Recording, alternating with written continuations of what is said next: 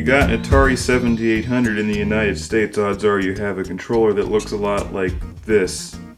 And, well, we'll take a whole separate look at this in a different review. In many other parts of the world, you were far more fortunate and got a controller that looked like this. For one thing, in big chrome lettering it says Atari. Look how nice and shiny those red buttons are. I like the little thumb imprints.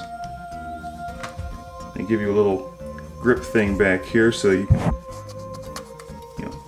hold your fingers in there and mash those buttons for awesome video games like Xevious and Donkey Kong and Ms. Pac Man on the 7800 Prosystem. The thumb pad is kind of unique too because you can see it has a nice textured feel to it, and although I don't have it anymore, there was a little joystick thingy that you could screw into there and it stuck up to about here, so you could actually have a little more of a joystick feel.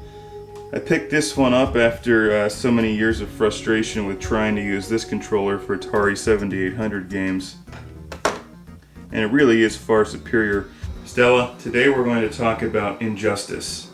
Now, as an American dog, aren't you upset that we didn't get this controller in the United States for our Atari 7800? That's right, lay down and protest. It has a few drawbacks, most notably, like many other Atari controllers, the cord is entirely too short, so you have to keep this thing right next to your game console to play it. Other than that, I personally like the fit and finish of it. Keep in mind that this controller and the Atari 7800 came out at a time when Nintendo was dominating the market, so you can see a similar layout to these two controllers for sure, and similar size. I like the textured feel of the Atari controller better, but in many ways the Nintendo controller probably is a bit superior. But let's look back at this one. You can use the thumb pad, which is nice, responsive, works as well as you would expect. Many Atari 7800 games used button 1 and button 2, a 2-button layout. This also works with the Atari 2600. And overall, it's a pretty solid controller. Look at that.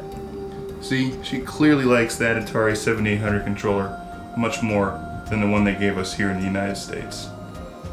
Thanks a lot, dog. I'll drool on your things.